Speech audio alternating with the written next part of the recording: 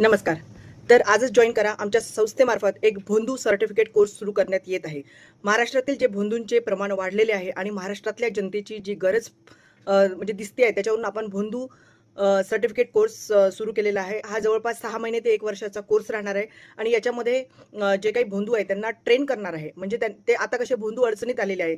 कारण त्यांनी कसं आहे सुरुवातीला कन्सेंट घेतली नाही. जसं आपण एखाद्या डॉक्टरकडे जातो आणि ऑपरेशन करण्याच्या अगोदर कन्सेंट फॉर्म असतो.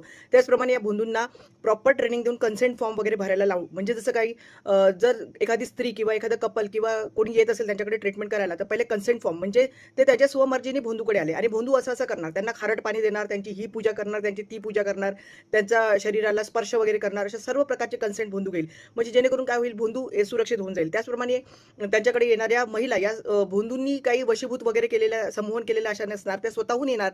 याचा प्रूफ भोंदूकडे राहील.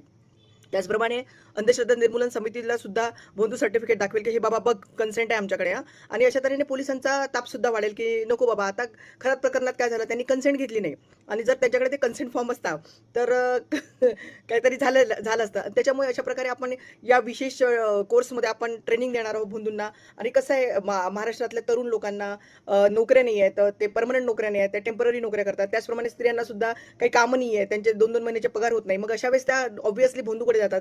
तर त्याच्यामुळे आपण भोंदूंचं ट्रेनिंग घेतलं तर सरकारचा फार मोठा व्याप कमी होईल असं मला वाटतं आणि त्याच्यामुळे हे सर्टिफिकेट